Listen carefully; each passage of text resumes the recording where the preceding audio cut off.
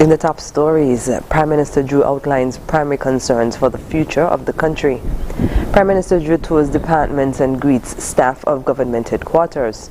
And Half Moon residents complain of water problems for almost a month. The details on these stories and more after the break.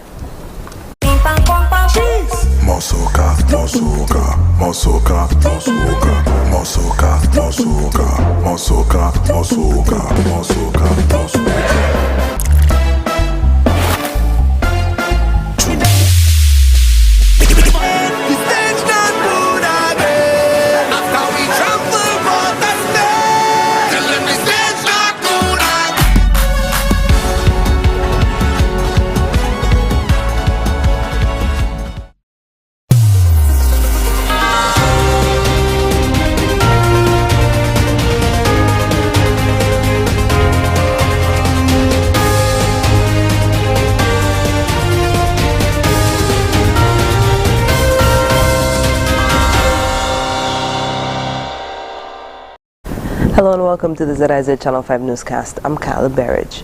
Prime Minister the Honorable Dr. Terence Drew has outlined several areas that his administration will be addressing with a focus on improving the lives of the people of St. Kitts and Nevis.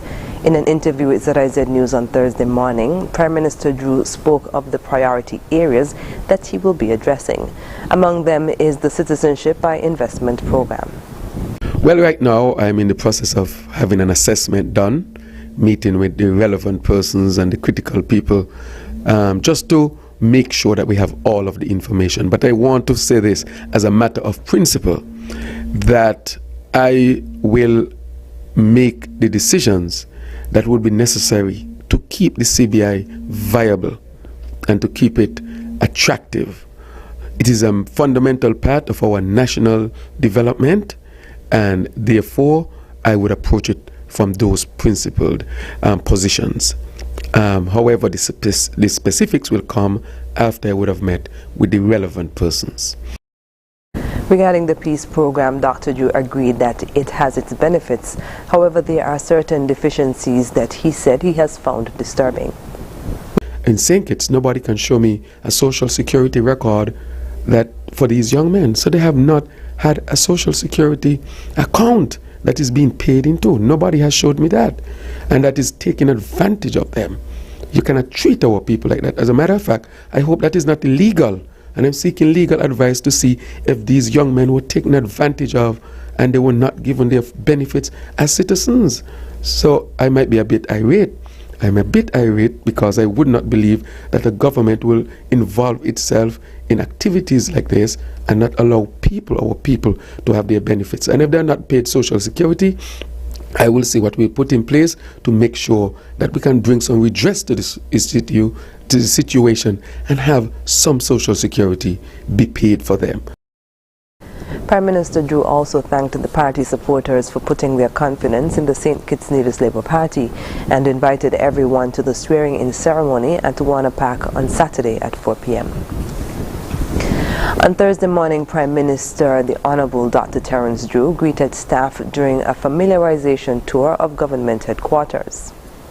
Prime Minister Drew, who was escorted by Chief Personnel Officer Sheridan Warner, visited the Ministry of Agriculture, HRMD, Internal Audit, St. Kitts and Nevis Information Service, SKNIS, National Archives Passport Office, as well as the security officers attached to government headquarters. It was a pleasure meeting all those who contribute to national development, and I wanted to thank them for their service to our country and to tell them that I'm here to work and really to say that we need to work together as a team to keep our country moving and to get our country back to #1. So it was an excellent tour, and I want to thank those who were involved and thank those who received me with open arms. Prime Minister Drew thanked the CPO for escorting him around and for allowing him to meet everyone who... It was a pleasure meeting others, including permanent secretaries, heads of departments, as well as custodial staff who keep the physical environment clean. Prime Minister Drew and his cabinet officially began their first day of work on Tuesday, August 9th. Some residents of Half Moon in Frigate Bay have gone another week without water at their residences and is calling on the government to remedy the issue. One resident, Mr. Bruce McDaniel, told ZIZ News that residents have gone weeks without reliable water. This exact issue right now started about 3 weeks ago, Monday. So Monday, Tuesday, we had no water. Wednesday, we got very weak water pressure for part of the day. Thursday, Friday, Saturday, we had no water. Sunday, we had very weak water pressure for part of the day. Monday, Tuesday, Wednesday, we had no water. So, and now we're in the third week of basically having totally unreliable water. We just don't know when we're going to have water or not. He explained that according to the building code, houses being built in that area must have a cistern, which is a catchment for rainwater. This, he says, however, does not assist when water isn't in the tank that pumps water to residents. To me, part of the problem is that according to the covenant, right, we're supposed to all have cisterns. But a cistern is supposed to be a collective system for rainwater, not for city pumped water. So what happens when somebody's cistern is depleted and they fill the tank gravity feeds into the cisterns. So the people on cisterns don't even realize that they have a water problem. He added that it has been an ongoing issue and he and other residents are calling on the government to come up with a more permanent solution for Half Moon. This is an ongoing issue. I've been here for 10, 11 years. There's no maintenance to the infrastructure. We've brought members of parliament, we've brought PWD, we've driven them around the area and showed them how two-way roads are now one-way roads, and the roots of the trees that are growing, the bushes that are not maintained, is cracking up the road, and we've asked them to come and do something about it. Nothing. Right? So what I am asking for is, we have a new government now, brand new. I'm asking Mr. Drew to please pay attention. That was Half Moon resident Bruce McDaniel. Meanwhile, foreman of works at the Water Services Department, Kurt Carty, has responded to the issue of some Half Moon residents not receiving water for a long period of time. During a telephone interview with ZIZ News, he explained that there is not enough water to supply these residents for 24 hours due to low rainfall. The reason for that, for these people in Half Moon not getting water all the time, is not that we're turning the water off at any point in time. The reason they're not getting water is because the tanks run empty. And the tank run empty because we don't have enough to supply them. Like as I said earlier, we don't have enough to supply this area, Bird Rock, Frigate Bay, Southeast Peninsula, Half Moon, for 24 hours. So we have to ration. He noted that it is also more difficult to pump water to the area where residents such as Mr. McDaniel lives. But where most them living at the top of the hill is have a little more difficulty in terms of that, because we have to pump that water from one tank to another tank, and then that's a feeder tank, and pump it up to their tank where they live in. But we don't even have enough in the main tank to supply on a daily basis. That's the reason why we have to turn the water off every night, because if we don't turn the water off at night time, the entire Frigate Bay and Bird Rock area would run out during the course of the day, because we don't have enough. The demand is too high. Mr. Carty said a permanent solution would be to move to desalination. And all of this is because we're not getting enough rainfall. That's the only source where we get rain from right now, water from right now, from rainfall. The only other option the government will have to do pretty soon is go into desalination. And then that could solve the problem. Because we can't continue pumping the aquifer like business like normal, like we used to do before. Because we reach a safe hill where we have to pay really close now, because we reach like very close to brackish water, what you call salt water. You consider it like salt water. And if we pump that water all the time, it will mess up the aquifer, and the aquifer will be messed up for like a lot of years. It will take a long time, a very long time, so it could replenish itself. Foreman of Works at the Water Services Department, Mr. Kurt Catty. After the break, regional leaders congratulate Prime Minister Drew, and employment and income levels on Nevis trending upwards. Stay with us. Elevate your experience with Flow's fiber-fast internet and mobile combined. Enjoy double data and unlimited talk on 4 mobile lines, plus up to 35 megabits per second home internet speed at the best rate, giving you the best value to stay connected. I think our Flow mobile is elevated. You think? An elevated experience starts with Flow at home, powering double data and unlimited talk on 4 mobile lines at the best rate. Visit a Flow store to sign up today. Mommy, where did you get all these groceries from? When my mom was a child, my grandma was only able to provide just what they needed. When my mom got older, she was then able to provide what they needed and some.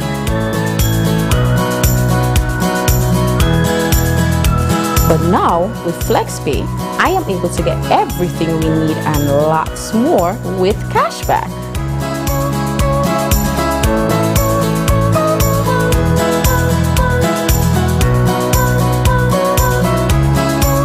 Wow, Mom, I hope this never ends. For the last 25 years, SN Hospice Company Limited has given customers millions in cashback for free groceries with every hire purchase in their never-ending cashback.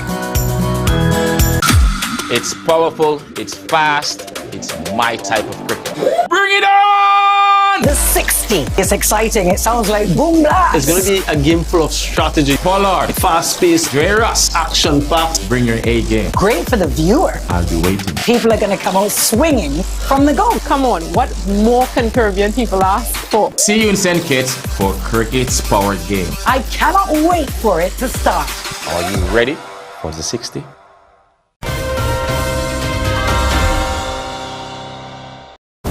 Welcome back. Prime Minister Honorable Dr. Terence Drew has received words of congratulations from the President of Venezuela, the Prime Minister of Jamaica, the Swiss Ambassador to St. Kitts and Nevis, and St. Kitts and Nevis's Honorary Consul in Nigeria.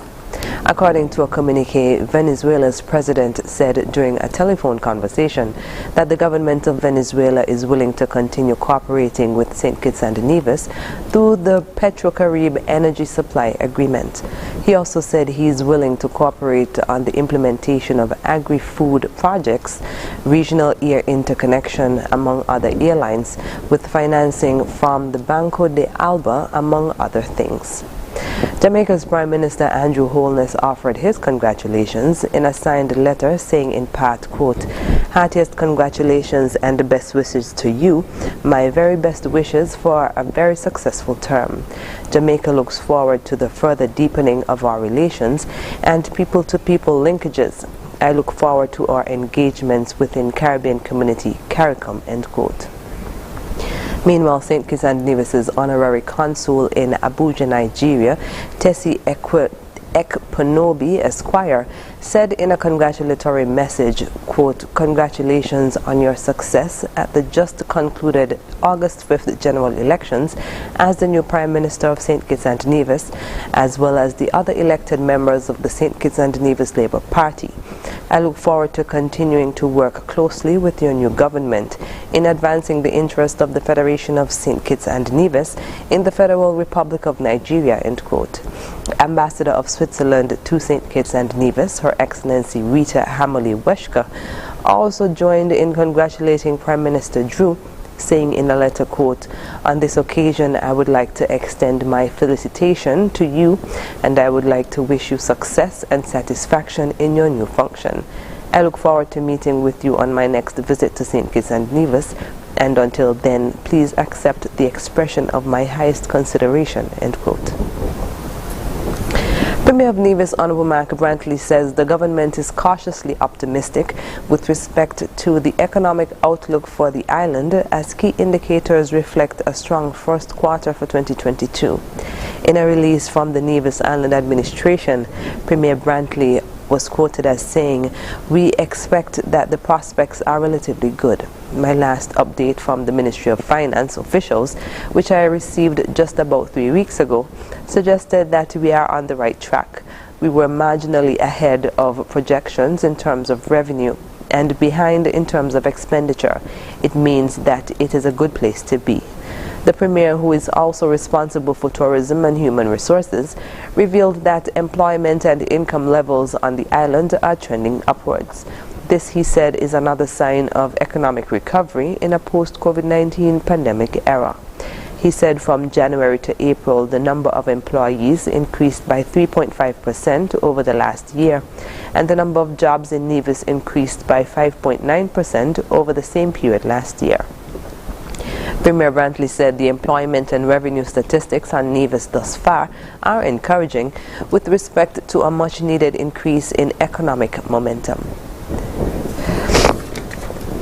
One of the 3 men pardoned by the Governor General last week has found himself in trouble with the law once again. According to Commissioner of Police Hilroy Brandy, Kemba Swanston is in custody for questioning in connection with an allegation of assault involving a woman. The incident occurred on Wednesday. Investigations are underway and we will have more details as they become available. Junior swimmers in St. Kitts and Nevis are being trained to form a national team as part of a swim development program being held in Nevis. The short-term goal is to have these swimmers ready to compete in the OECS swim meet in St. Lucia in November this year. President of the St. Kitts and Nevis Swimming Federation, Winston Crook, gave an overview of the swim camp. And what we're attempting to do here is create the very first national youth swimming team.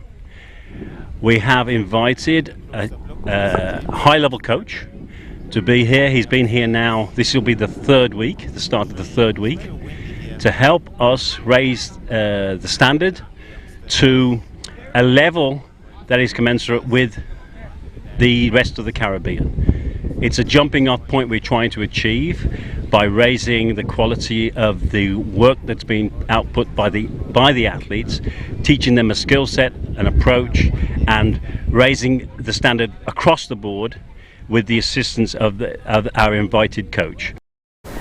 Coach Eldon Thomas of the Blue Marlin Swim Academy spoke of his impression of the swimmers' abilities throughout the program. Over the last couple of weeks, the children have really and tremendously improved in their technique and in their endurance as well, and thanks to Coach Yash for working with them. The goal we want to accomplish is to have, as Winston said earlier, to have a youth national team who will be able to travel and compete representing St. Kitts and Nevis. And so we're trying to get them up to that level where they will be comfortable competing against their peers abroad. And I think so far, over the past couple of weeks, they're not where they started for sure. There's some work, yes, still to be done, but you know, they have made tremendous improvement in the endurance and in their skill set. The training is being led by professional swim coach Yash Daryanani, who has pledged to stay in contact with the athletes to ensure the training continues. His importance of this type of training. It's a great opportunity. I've been looking forward to this because it is a real good thing for kids to get a chance to learn what it's like and how it's outside with swimming and competition level. The level of competition is high pretty outside, so for me to come in and help these kids is pretty good. So in my 3rd week, I've seen some improvement, like Coach Eldon said, and there is a lot of potential here in St. Kitts and Nevis. So for us to get the kids to reach a particular level, it's going to take some time, but it's it's doable, and we will be at that specific level pretty soon, but it's going to take all man on board to get there. The coaches for the swim program include Coach Yash, Eldon Thomas, James Weeks, and Ned Lestrade. The month-long swim development program began on July 16th and is expected to end on August 16th. This camp is expected to set the standard for St. Kitts and Nevis National Youth Swim Team going forward. Coming up in regional news, Brazilian woman robs mother of $142 million. The details when we come back. Here are your Horseless Value Mart IG Value Club Blue Tack specials from August 11th through 24th.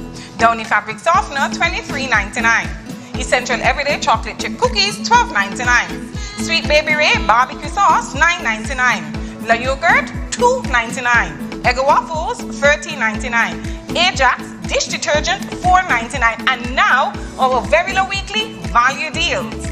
Old Orchard 100% apple juice, $9.99. Bugles or Chex Mix, just $9.99. Peter Pan Peanut Butter, $10.99. Tropicana Punch Juices, $7.99. Arm & Hammer Deodorants, $8.99. Stone Ridge Ice Cream, $18.99. Shop Smart, Shop Value Mart. Sea listo y haga sus compras aquí a Value Mart.